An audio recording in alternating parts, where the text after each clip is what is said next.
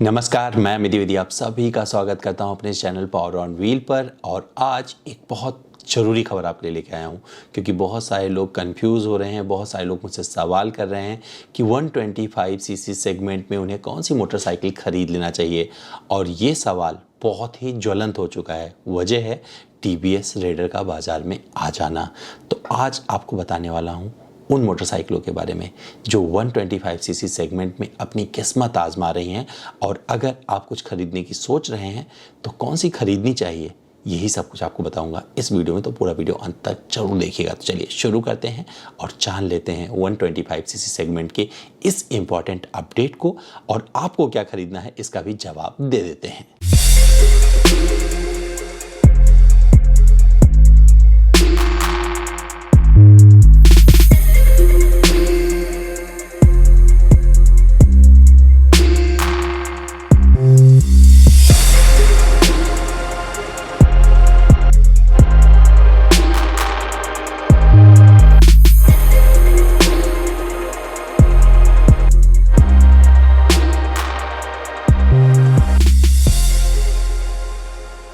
सबसे पहले बात कर लेते हैं टीवीएस की रेडर 125 के बारे में। और आपको बता दूं, ये एक ऐसा प्रोडक्ट आ गया है बाज़ार में जिसकी वजह से 125 सीसी सेगमेंट में एक घमासान शुरू हो चुका है।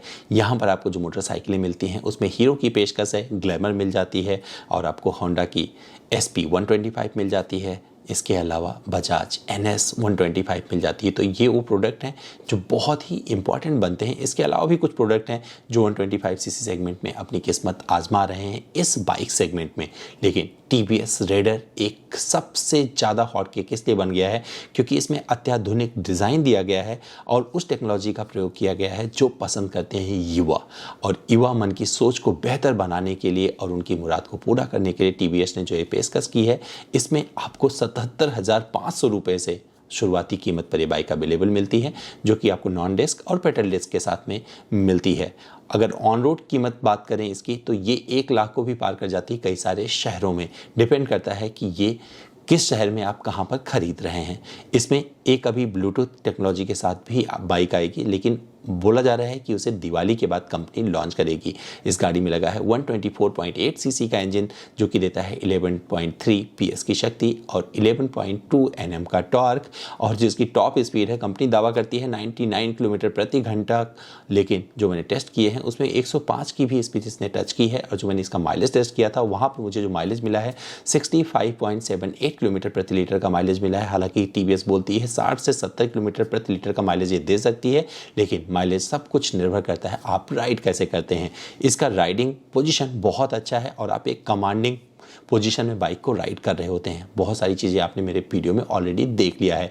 तो अगर आप फेस्टिवल से पहले एक ऐसा प्रोडक्ट खरीदना चाहते हैं 125 सीसी सेगमेंट में जो सबसे अलग हो, सबसे अलग दिखे और लोगों की नज़र उस पर रहे, तो मुझे लगता है टीवीएस की रेडर 125 आपको निराश नहीं करेगी, और ये सबसे अलग है। दूसरी मोटरसाइकिल है होंडा की SP 125। हालांकि इसका जिक्र मुझे पहले करना चाहिए था, लेकिन इसलिए इसका नंबर दूसरे पर मैं जिक्र कर रहा हूँ क्योंकि अब रेडर ज़्यादा लेटेस्ट है।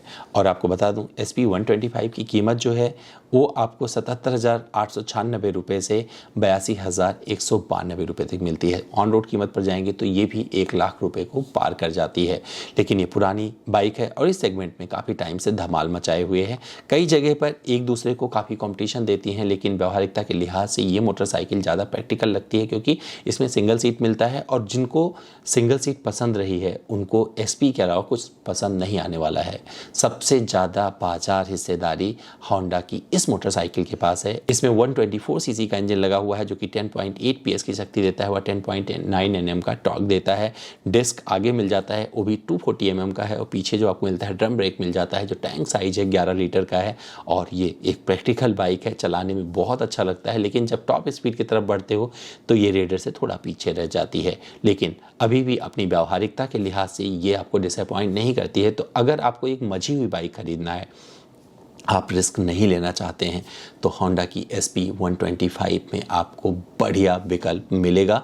इसको बदलने की या और कुछ सोचने की आपको ज़रूरत नहीं है। लेकिन अगर आप कुछ अलग करना चाहते हैं तो वहाँ पर कई सारे और विकल्प मिलेंगे जो आपका स्वागत कर रहे हैं। होंडा कि इस मोटरसाइकिल को एक सीरियस अपडेट की ज़रूरत आन पड़ी है और मुझे पता है आने वाले वक्त में इस सेगमेंट में और भी बहुत सारे चेंजेस आपको देखने को मिलेंगे। बहुत सारी चीज़ें ऐसी दिखेंगी जो आपको अच्छी लग सकती हैं, क्योंकि होंडा का जो इंजन का रिफाइनमेंट है अभी अन्य मोटरसाइकिलों की तुलना में सबसे बेहतर है, लेकिन अभी जो अपडेट आ रहे हैं टेक्नोलॉजी के रूप में उसे भी अडॉप्ट करना अब होंडा के लिए ज़रूरी है। तो इस सेगमेंट में जो तीसरी सबसे खास मोटरसाइकिल है वो है हीरो की ग्लैमर। और आपको बता दूं 125 सीसी सेगमेंट में ग्लैमर के माध्यम से एक बढ़िया पेशकश है हीरो की तरफ से, और यहाँ पर आपको एक्सटेक मिल जाता है वेरिएंट जो कि फीचर से संपन्न है। आपको ये मोटरसाइकिल लगभग 75,000 रुपये से शुरू होकर लगभग 85,000 रुपये तक मिलती है। ऑन रोड कीमत अगर जाएंगे तो ये भी 1 लाख को पार कर जाती है। अगर फीचर्स की बात करें तो बता दूं आपको रेडर और इसका वजन 123 kg का है, एक जैसा ही है। जो इसका पावर आउटपुट है वो 10.72 PS का है और जो टॉर्क है 10.6 Nm का है। इसमें आपको पीछे ड्रम ब्रेक मिलता है और जबकि आगे आपको डिस्क ब्रेक मिल जाता है। और जितनी भी मोटरसाइकिलों का अब तक जिक्र किया है सब में आपको 240 mm का डिस्क ब्रेक मिल जाता है। आपको बता दूं हीरो की ये बाइक अच्छी है, लेकिन जब रिफाइनमेंट ढूंढने निकलेंगे, तलाशने निकलेंगे, तो जो 2 और मोटरसाइकिल जिसका जिक्र मैंने ऊपर किया है, इसके पहले किया है, उनसे कहीं पीछे रह जाती है। टॉप स्पीड में 94 तक किसी तरह से जाती है, लेकिन इसके आगे जब आप ले जाने की कोशिश करते हैं तो वहाँ तो या तो आपको वजन घटाना पड़ेगा अपना, या तो फिर आपको ऐसी जगह चलाना पड़ेगा जहाँ लगातार आप कंस्टेंटली चलते रहें, तब जाके ये अपनी एक उस स्पीड तक पहुँच पाएगी जिसे आप टॉप स्पीड बोल सकते हैं। रिफाइनमेंट आपको सबसे बेहतर नहीं मिलने वाला है। सबसे बेहतर रिफाइनमेंट आपको होंडा का मिलता है, फिर TVS रेडर का मिल जाएगा और तीसरे नंबर पर ये आने वाली है। तो आपको पता चल गया होगा अगर आप खरीदने निकल रहे हैं कि ग्लैमर खरीदनी चाहिए या नहीं, लेकिन फिर भी मुझे अच्छा क्या लगा कि ग्लैमर काफ़ी प्रैक्टिकल है। ब्रेकिंग बाइट्स अच्छे से आ जाते हैं, जब आप ब्रेक करते हैं अच्छा लगता है, और जब आप राइड कर रहे होते हैं तो थोड़ा सा कंफर्टेबल राइड कर पाते हैं। इसमें पिलियन सीट नहीं है, लेकिन सिंगल सीट के माध्यम से आपको एक व्यावहारिक मोटरसाइकिल मिल जाती है। फाइबर की बॉडी सारी मोटरसाइकिलों में मिलता है, लेकिन ये अपने वजन के साथ में जस्टिफाइड लगती है। और अगर आप पिलियन बिठाते हैं तो यहाँ पर भी आपको आराम से बैठाने की सुविधा मिल जाती है। फिर भी जब आप सबसे बेस्ट खोजने की कोशिश करेंगे तो अभी भी आपको रेडर या SP 125 ही अच्छी लगेगी। 125 सीसी सेगमेंट में बजाज की भी एक बड़ी पेशकश है और वो है NS 125 के माध्यम से। आपको बता दूं अगर आप सबसे अलग देखना चाहते हैं, सबसे ज़्यादा फेयरिंग वाली मोटरसाइकिल चाहते हैं, एक आक्रामक मोटरसाइकिल चाहते हैं जो आपके पास हो, तो बजाज NS उसका सबसे बढ़िया जवाब है, जो कि देता है 11.6 bhp की शक्ति और 11 Nm का टॉर्क। इसमें जो इंजन लगा है आपको बता दूं वो है 124.45 सीसी का। इसमें जो सामने आपको ब्रेक मिलता है वो 240 mm का है, यानी कि सारी मोटरसाइकिलों की तरह इसमें भी डिस्क ब्रेक 240 mm का मिल जाता है, जो कंपनी दावा करती है 45 किलोमीटर प्रति लीटर के हिसाब से माइलेज मिलता है। तो ये फ्यूल एफिशिएंट एकदम नहीं है, लेकिन अगर आप चाहते हैं कि बढ़िया फेयरिंग वाली सबसे अलग मोटरसाइकिल आपके पास हो तो ये NS 125 आपको अच्छी लग सकती है। इसका मैंने एक अलग सा रिव्यू डाला हुआ है, अगर आप देखना चाहते हैं तो आई बटन पर आपको मिल जाएगा। लेकिन ये मोटरसाइकिल आपको सबसे ज़्यादा महंगी पड़ने वाली है अगर आप 125 सीसी सेगमेंट में सब कुछ तलाशने निकले होंगे।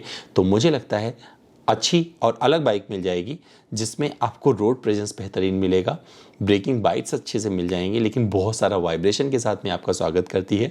और हो सकता है यही वजह बने कि आप इसे नापसंद करें, क्योंकि 125 सीसी सेगमेंट NS 125 बजाज के लिए नहीं जाना जाता है, ये जाना जाता है होंडा की SP 125 के लिए। लेकिन फिर भी आपको एक विकल्प मिल जाता है, आपको देखना है कि आपको आक्रामकता चाहिए या फिर एक व्यावहारिकता।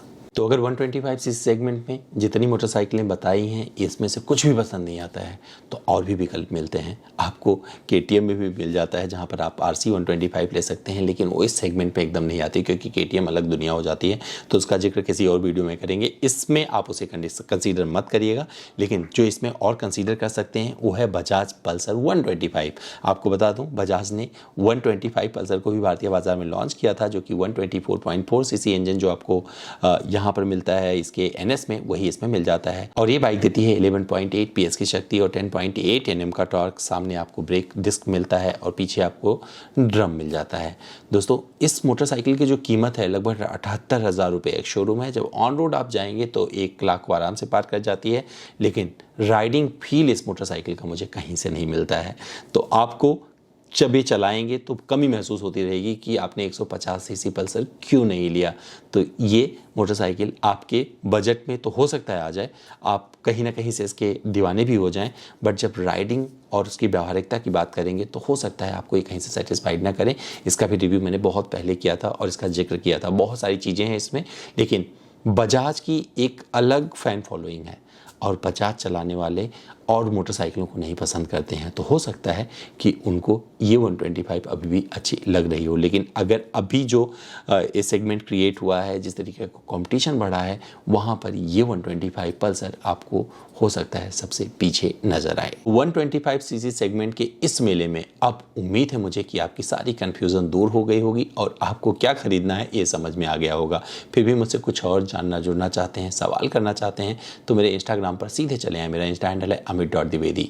सवाल करिए, सारे जवाब ले जाइए। कल फिर मिलता हूँ किसी और वीडियो में। अपना बहुत सा ध्यान रखिएगा।